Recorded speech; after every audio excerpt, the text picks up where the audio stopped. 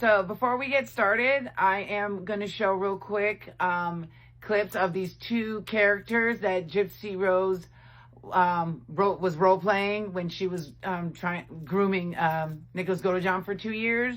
In case nobody hasn't seen it, I'm going to go and play it, and then we're going to talk about it, and I'm going to tell you what I believe, that she didn't make them up, that they're actually from a book.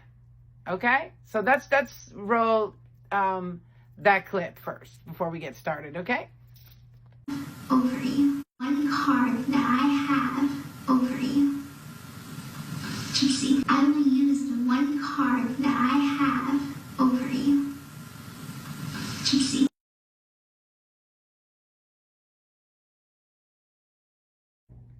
Hi guys. I hope you guys are going to stay to the end of this video, because this is going to be wild and very shocking. Okay, so get comfortable, get your coffee, get your tea, get your popcorn, whatever. All right, you guys. So we all know that Gypsy likes to role play, or that's what she did for 2 years to groom Nicholas Godejohn. She would play multiple characters. And I'm going to be focusing on 2 of those characters. One is Ruby, and the other one they call Daddy's little girl. Okay? So just to give a run through for people that don't know about Gypsy Rose and the case. Gypsy Rose was convicted of murder. She got 10 years, got out early for only serving 8, due to the fact that her defense was that her mother had Munchausen by proxy, yada, yada, yada, which I don't believe that whatsoever. And so she got a guy with autism who collects a disability check to basically carry out the unaliving of her mom for her. So there you go with that.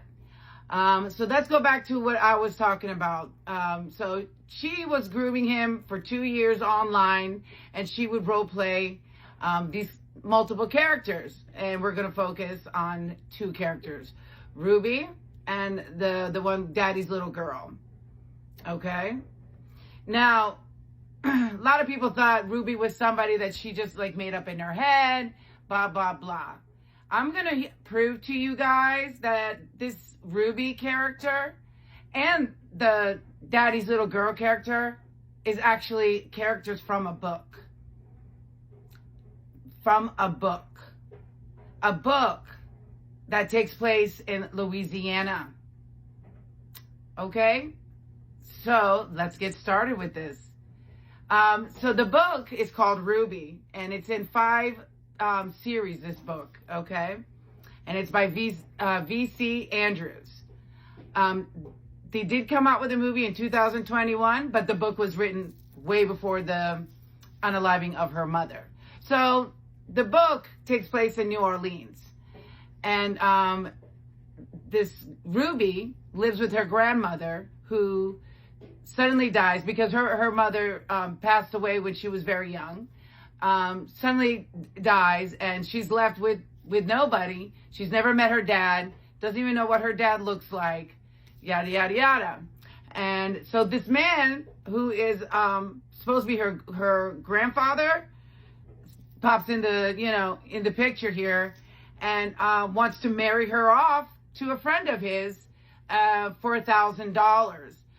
And so Ruby's not having it. She's already in love with somebody who happens to be her first boyfriend, madly in love. And I'm going to play the scene, and it's very mind-blowing, because you'll see what her grandfather does to her to prevent her from not leaving the house and not to go to her boyfriend to marry this guy. Okay? So let's watch this clip.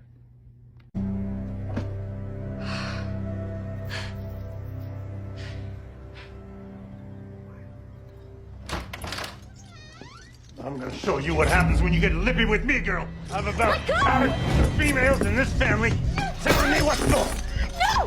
No! I got Buster coming over later, and we're gonna cut us a deal. And that's it. Shocking, right? So I never believed that Dee Dee chained her up to the bed. That story when she tried to run away the first time. I don't buy it. In the crime scene photos, there was no evidence of that. I believe she got that idea from this book. But wait, there's more. Okay? So the next scene I'm going to show you from the movie is where she's talking to, she's found her father, and her father didn't know that she was a twin, because he had an affair with another woman, okay? And the father kept one of the daughters, but didn't know that there was a twin. So there's two girls here, okay? So this is where Ruby and Daddy's little girl is going to come to play here, which I believe in the end it's Gypsy's good side and bad side. They're actually one person here, but in the book it's two, okay? So so in this clip she meets her dad, and this is the Daddy's girl clip. So let's just roll that real quick. Hi. Yeah, I'm just getting used to it, that's all. Oh, well, you take all the time you need. This is your first time in New Orleans, I take it. I've never been out of the bayou. Well, why don't we make a day of it, you and me? I'll give you the full tour. Sound good to you? Yes, it sure does, Daddy. Now, the next clip I'm about to show you is that her twin sister, Giselle, doesn't like her at all, is not having it, just evil twin sister is just out for her, whatever. So they have a housemaid. Her name is Nina. Funny, right? Nina. And tells Ruby, okay, that she knows a woman they call Mama Didi, who is a voodoo priestess that might help her. And so they go to see this priestess, and basically she makes like places a curse on her twin sister. Okay? So let's play that clip real quick.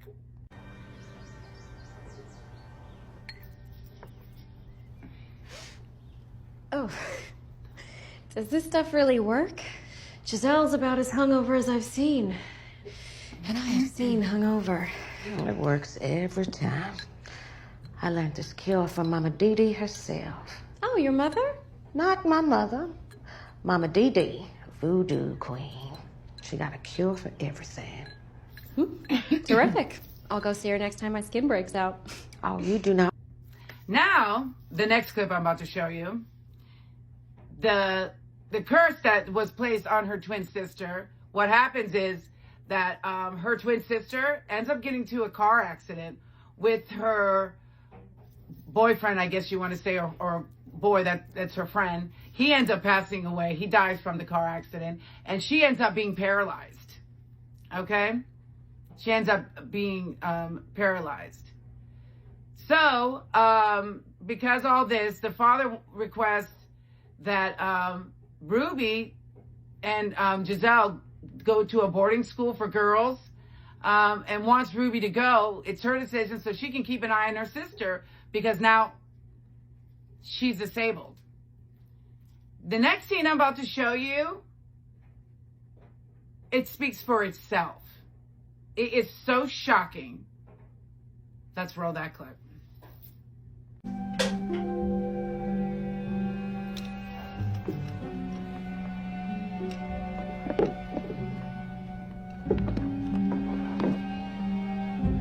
Blue suede shoes. Samantha! Where are you, dummy?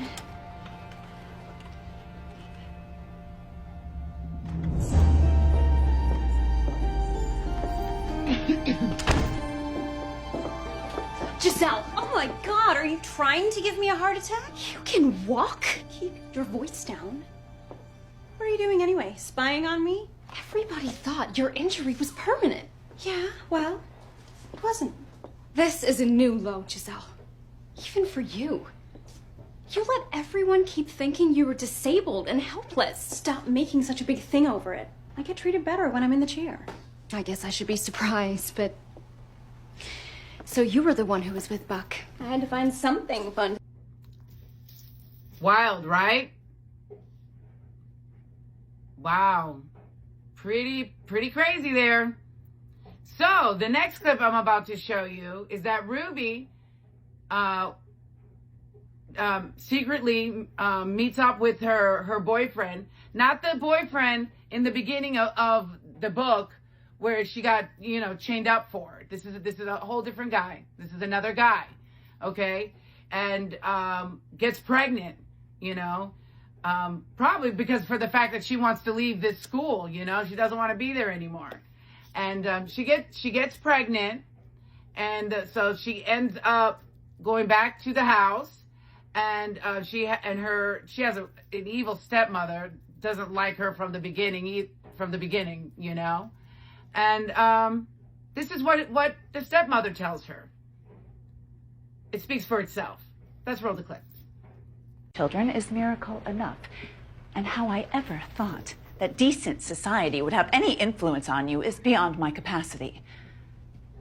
Nevertheless, we must have this taken care of before word gets out. Do I have any say in this matter? You absolutely do not. It's bad enough that I have to deal with you and your sister. If you think I'm going to let some bastard child in this house, you are out of your mind. Anyways, it's all arranged. Tomorrow, you will be taken to a special doctor outside of town. I'll also have you know that I'm going to do everything I can to make sure you are removed from your father's will. And speaking of that, if you have any plans of ever seeing Beau again, you might as well put those thoughts out of your head. His parents informed... Wild, right? So this is what I believe. We all know that Gypsy was trying to get pregnant by John Godejohn, to use that excuse to leave, or for the mother had no choice to accept Nicholas. Well, you just saw that clip. Now, what I think, and this is my opinion, you guys, okay, is that she told Nicholas Godejohn that she was pregnant, that the mother wants her to get an abortion, that she will not be able to see him ever again, cut all ties, yada, yada, yada. I believe that's what she told Nicholas Godejohn. You need to come now. There's no more plan A, plan B, plan C. Okay? It's basically all the above. You need to come now and help me to unalive my mother. I believe that. That's my opinion. Okay? So, this is going to be the last clip I got to show you guys. She does tell the guy that she got pregnant from, she ended up not having the abortion. So she tells the guy that she got pregnant from, that she's pregnant, blah, blah, blah. They want to try to work this out, but in the end, she goes her own separate way, and she ends up going back to the guy, the boyfriend from the beginning that she got locked up with chains that her grandfather didn't want her to see anymore. And he tells her, we'll raise this baby. He has a big house. He'll make a nursery, and they're going to raise the child as their own. There you have it, you guys. Pretty crazy. I think that I believe this is where the character Ruby comes from, that she's role playing. I believe it comes from this book. I believe all the things that, like, chaining to the bed, the pregnant thing, wanting to run away with each other, faking the fact that she can walk, okay, that she doesn't really need the wheelchair, okay. So there you have it, you guys. All right. Please like, subscribe. I want to know what you guys think about this. I hope you enjoyed this video. And until next time, bye for now. You, Pearl, and me, we should be a family. We are a family. We are both married. Can't deny that. I can't. We can't ignore the truth. Or the sin. I have a way. Separate suites. Right? We won't share a bed. We'll live side by side, but not together. Paul, you deserve a real marriage. You deserve passion in your life. We both do. I'm willing to give all of that up to be beside you always. I don't know if I'm willing to do that. I know what it's like to be in love. Passionately in love. Okay. Well, then, if either of us desires to find that ecstasy with someone else, we won't stand in each other's way. Really? However would that work? Why don't we at least give it a chance? Let's do it for Pearl, for her future. That's dirty pool, Paul Tate. You leave that bundle of joy out of this. She'll have the best of the best here. Right? A deluxe nursery with loving childcare so you can do your painting. We'll tell the world that she's ours. You, Pearl, and me, we should be a family. We are a family. We are both married to... Sing down to us from somewhere up above. They come to you and me in our darkest hour.